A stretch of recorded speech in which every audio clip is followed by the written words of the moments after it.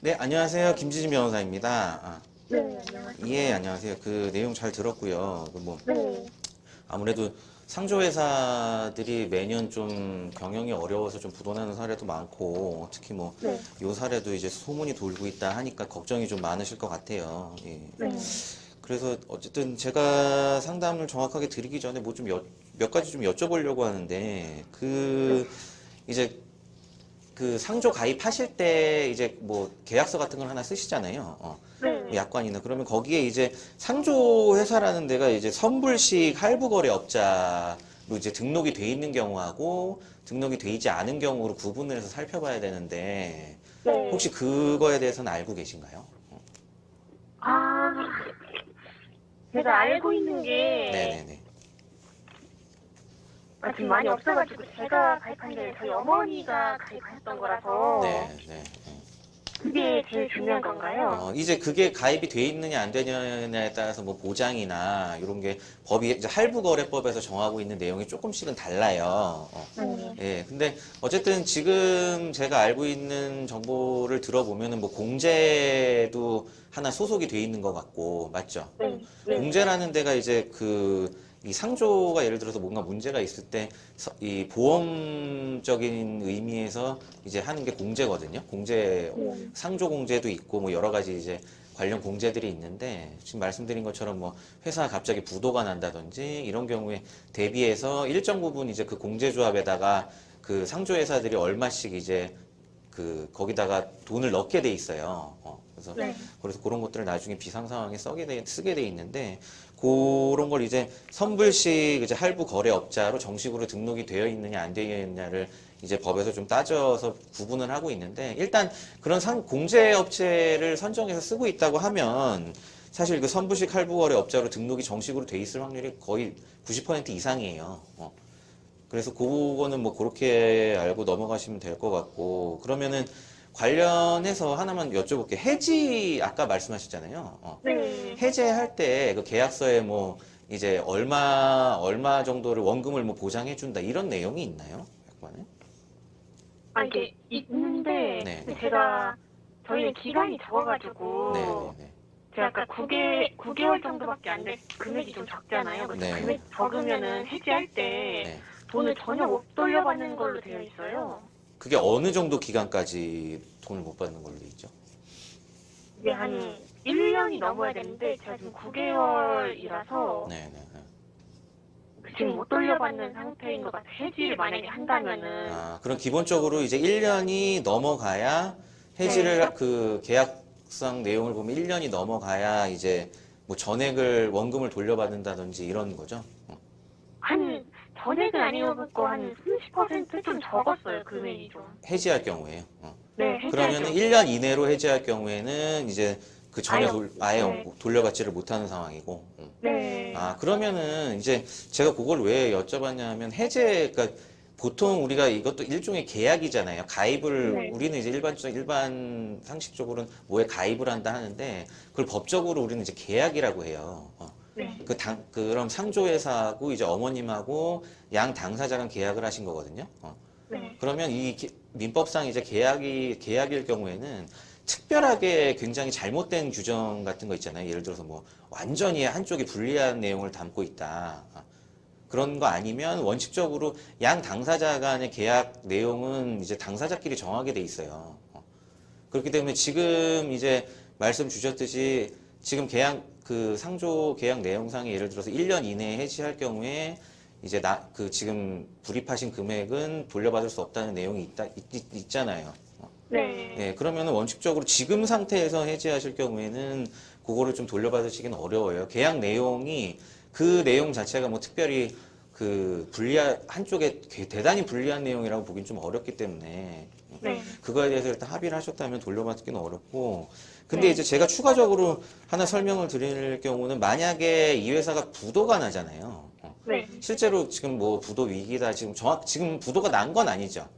근데 난 거는 네. 전화를 네. 좀 안 받았는데 일단 여기는 팩스를 보내니까 받아서 네. 해지하겠냐고 연락을 하더라고요. 근데 일단은 전혀 돈을 돌려받지 못하는 상황이니까 해지를 지금 한다면은 네, 그래서 네, 네. 해지는 안 한다고 했는데 근데 그 관계자분이 어렵다고 하시고 지금 좀 그쪽에서도 상황이 많이 빠져나가는 사람들도 많고 해서 어렵다고 하니까 네네네.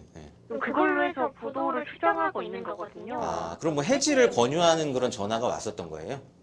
아니, 저희가 해지를 할까 문의를 하려고 했었는데 네네네. 근데 이미 많은 사람들이 해지 문의 전화를 줬던 거고 네네. 그래서 일단 해지는 안 한다고 했는데 돈을 돌려받지 못한다고 하니까 네네네.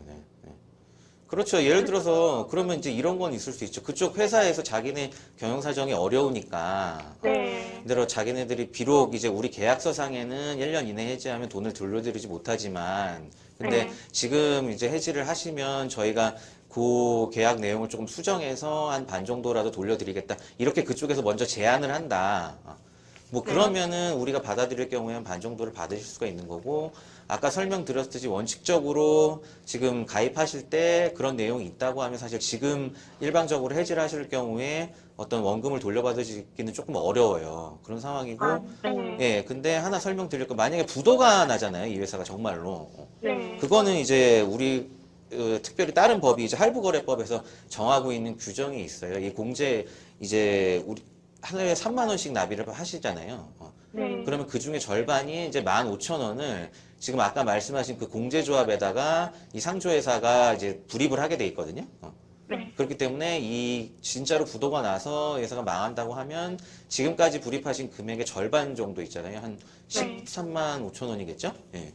그 정도 금액은 이제 우리 법상 보호가 돼서 뭐 예금 우리가 보호받듯이 예금보호법이라는 게 있잖아요. 예. 네. 그래서 그 정도는 돌려받을 수 있고 만약에 100%까지 돌려받고 싶다고 하시면 나머지 13만 5천 원에 대해서는 뭐 별도의 이제 이 회사가 부도가 나게 되면 일종의 이제 계약 해제 상황이거든요. 자동적으로 네. 해제가 되고 더 이상 뭐 그 계약상 의무가 이행이 불가능하니까 그럴 경우에는 이제 별 쌍방의 어떤 계약 내용이 일방 해지가 아니고 회사 쪽의 사유로 인해서 해지가 된 거잖아요. 네. 그런 경우에는 사실 돈을 돌려받으실 수 있는 권리가 있는 거니까 뭐 일종의 뭐 원상회복이죠. 법적으로는 그러니까 나머지 13만 5천 원에 대해서는 뭐 법적인 소송을 통하든지 해서 더 그 부도가 나게 되면 그 나머지는 공제해서 받으시면 되고 나머지 50%는 또 소송을 통해서 받으실 수 있는 방법이 있는 거예요. 그래서 그런 정도를 알고 계시면 될 것 같고 혹시나 뭐 회사가 관련해서 회사 경영이 어려워진 데 대한 어떤 회사의 책임이 있잖아요. 형사 책임이 있잖아요.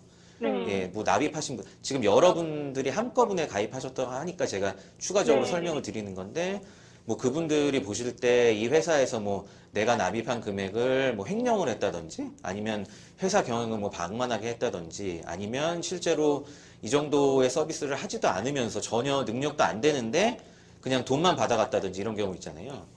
뭐 그런 많아요. 네. 예, 뭐 그런 경우에 해당한다고 하면 별도로 뭐 사기죄나 아니면 횡령 또는 뭐 배임죄로 고소 또는 이제 고발도 형사적으로 진행을 할 수가 있고 만약에 그런 게 실제로 인정이 된다고 하면 나중에 이 원금 이제 불입하신 금액 외에도 별도의 이제 손해배상도 조금 받으실 수가 있으니까 그런 거는 좀 사실관계에 대해서 좀 더 추가적인 상담을 받아보시면 또 좋을 것 같아요.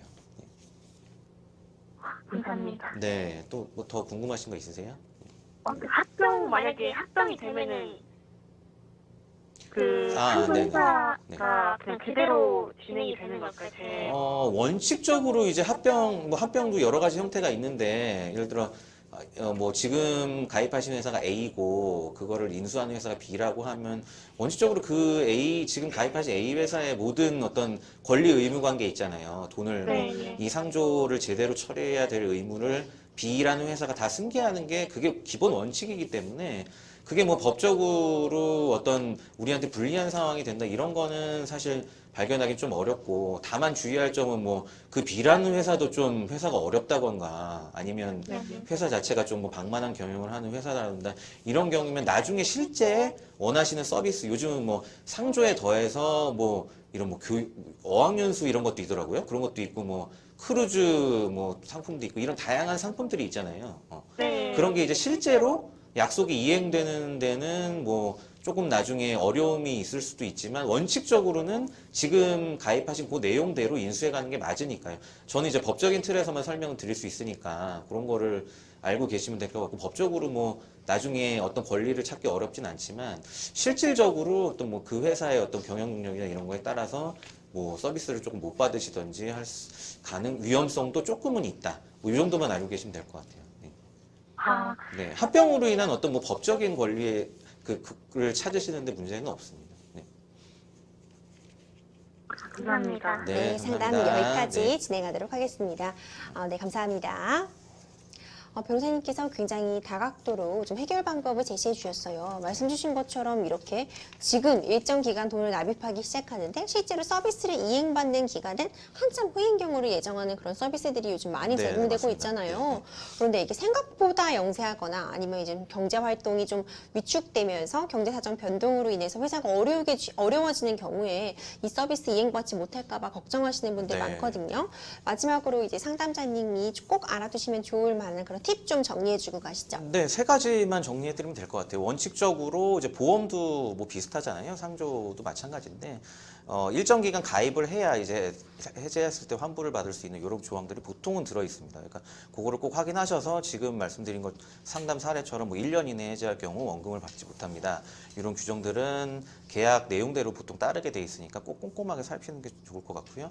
두 번째로 이제 상조회사가 이제 부도가 나는 경우에는 우리 이제 할부거래법상에서 그 50% 본인이 납입한 금액의 50%는 이제 공제회사 등을 통해서 보장하도록 돼 있으니까 그 점 기억하시고 하나 더 말씀드리면 그 상조를 진행하면서 이제 뭐 요즘 뭐 크루즈나 뭐 어학연수 이런 프로그램들도 네. 많이 포함이 돼 있더라고요. 근데 안타깝지만 요런 부가적인 프로그램에 대해서는 그 50% 보장해주는 법이 적용이 되지를 않습니다. 그렇기 때문에 상조에 대해서만 그 선수금에 대해서 50%를 보장해 주는 게 적용이 되기 때문에 그 점 유의하셔서 가입하실 때 좀 주의하시는 게 좋을 것 같습니다. 네, 지금 변호사님이 여러 가지 해결책 다각도로 좀 제시해 주셨으니까요. 좀 맞는 방식 선택하셔서 아무쪼록 추가적인 피해 없으시길 그렇게 바라봅니다.